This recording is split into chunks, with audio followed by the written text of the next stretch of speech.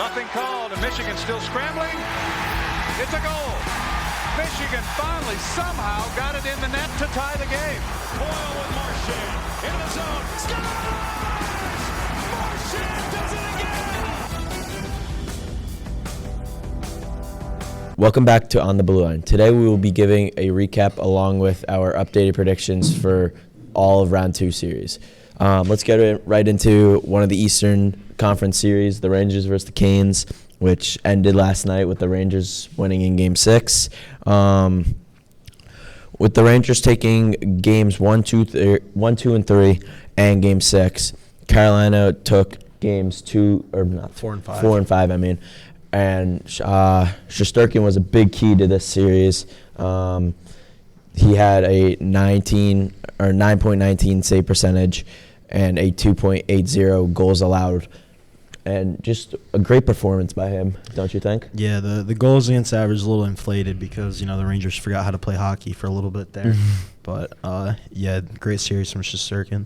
Yeah. Then Panarin and Trocheck each both had 8 points, which that's great. That's what they need from, especially Panarin, especially him being pretty much a ghost last year in the playoffs, Yeah, definitely a much better performance this year. Yeah. Fox struggled in the series, and he's apparently playing hurt.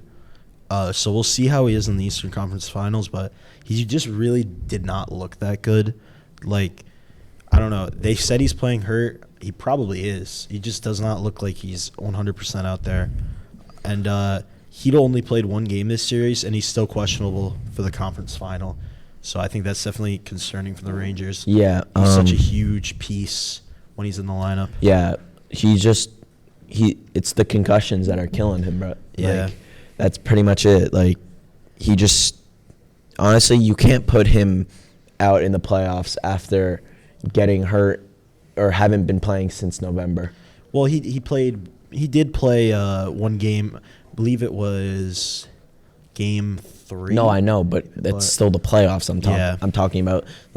You can't put a guy in the who hasn't played a full game of hockey since November, and no, he still played. He played all Game 3.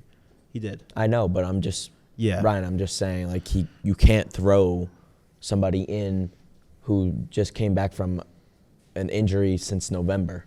Yeah, it's definitely concerning to, he's just, when he's on the ice, you just have to feel concerned every time he comes near a guy. Yeah, because he's gonna probably get another concussion. If he keeps getting them, he's gonna be done again. He's done for his career. Yeah, because it's not good getting concussions all the time, and like I said, throwing a guy who hasn't played in a full game of hockey since November into the playoffs right away, that's not really good for the player. Yeah. But Carolina's best players in round 2, I would probably have to say, was Aho. He had 9 points. Svech, he had 6 points. Gensel, he had 5. And then Brady Shea was probably their best defenseman with 4 points, and he was a +-2. Yeah, he was +2. And their goaltending and special teams were just kind of dodgy the whole series. The Rangers, like you said, dodgy.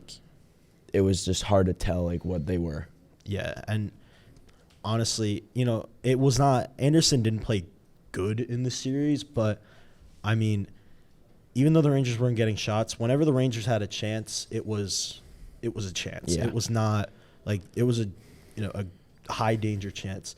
The Hurricanes weren't giving up much of the low danger shots, but whenever they were giving up these shots on Anderson, they were high quality. Yeah, and then going back onto special teams, their power play, the Rangers' power play in the beginning of the series was great. Everybody thought Carolina wasn't going to be able to stick with it, but then after Game 3, the rest of the games, their power play just went to sleep basically. They were good in Game 6, but yeah, but the other 2 games after Game 3, after the last win, that was just it wasn't good. It was a great job by the Canes. It was a great effort.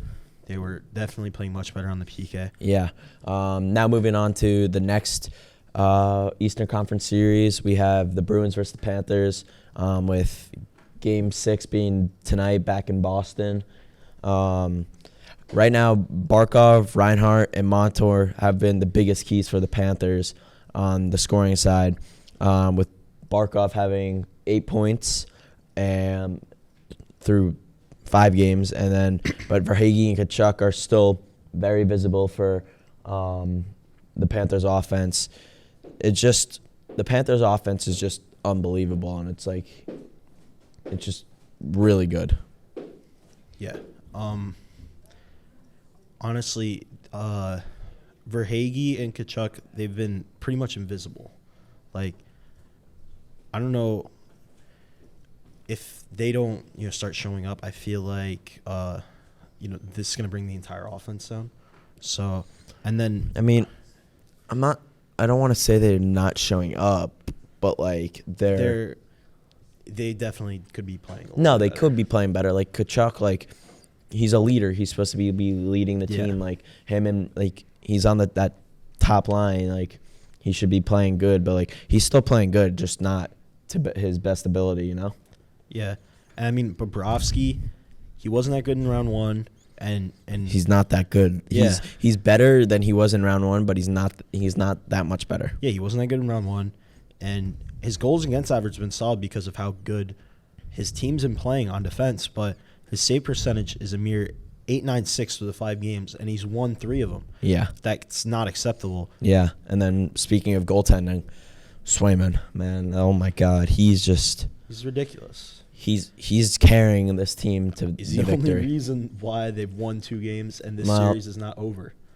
Yes, I'm saying yes for the series not being over, but we have the offense, we have the grinders that will go down in the corner. You got We've had so many goals, or the Bruins have had so many goals off of defensive turnovers from the Panthers because of the grinders. They just make them pressure the puck and get the puck off the glass and make them throw the puck off the glass, and they just pick it off and they go in and they score.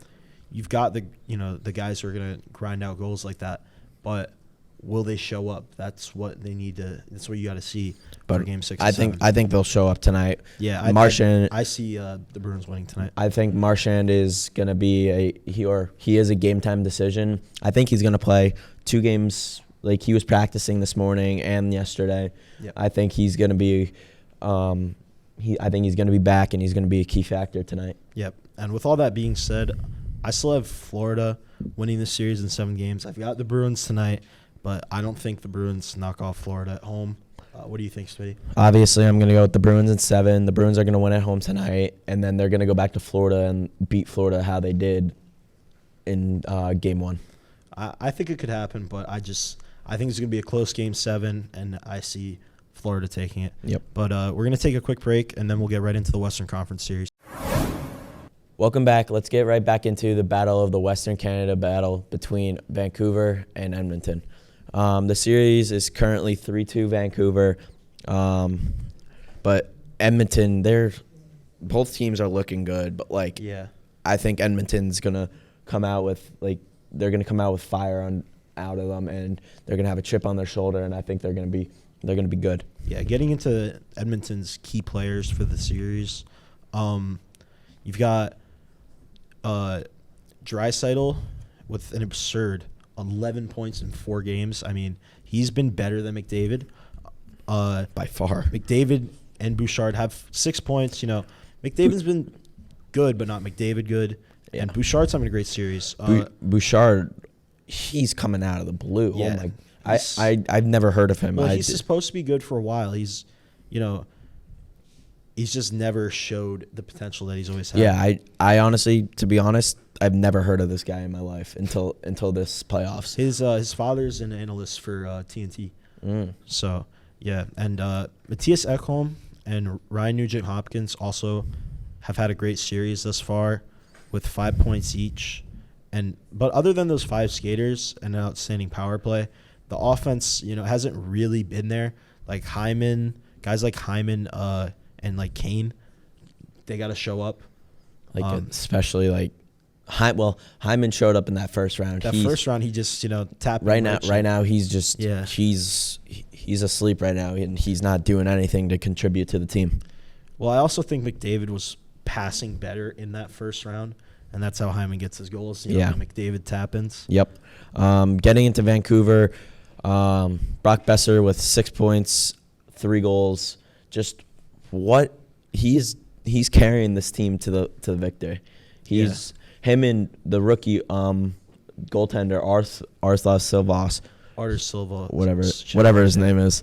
He's doing really well, especially being as a rookie in his first career playoff series and games.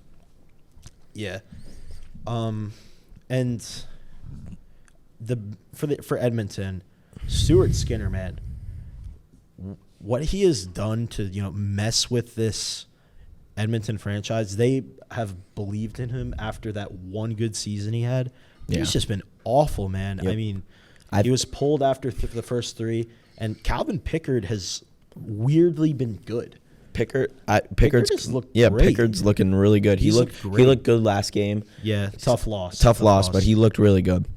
But like goaltending on both sides, it's just been kind of shaky, Yeah, and Canucks had contributions all over the lineup. Their depth is coming out. Yep. Especially in the defense. Yeah, and on special teams, Canucks power play has been pretty underwhelming, and the penalty kill has been expectedly bad. You're playing the best power player in the league.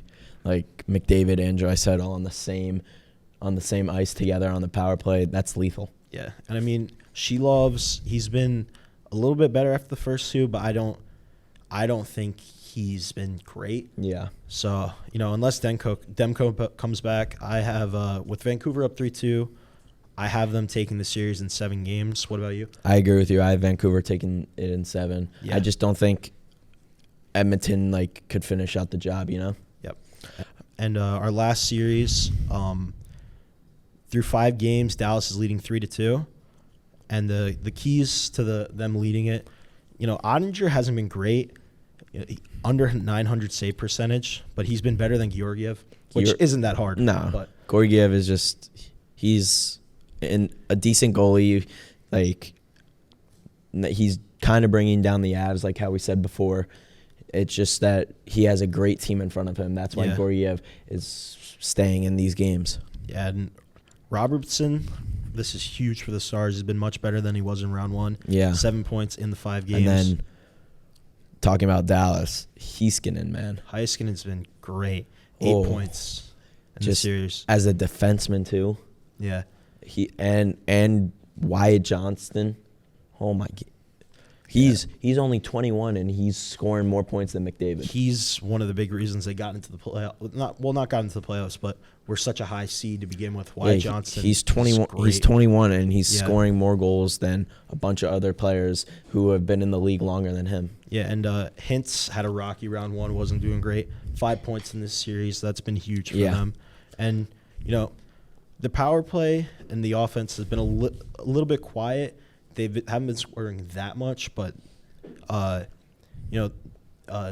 Colorado Avalanche has a great defense. Yeah, and then I think it's going to be a great finish out the series, especially with Makar picking up points. Yeah. And then, but I have Colorado or Dallas. Winning this in 7. Yeah, unless Yuriev somehow pulls off a miracle, steps it up, and their power play steps up a little bit for Colorado. Yeah. I think I have the Stars winning this series in 7. Yeah. Well, that's going to do it for today. Thanks for joining. See you next week.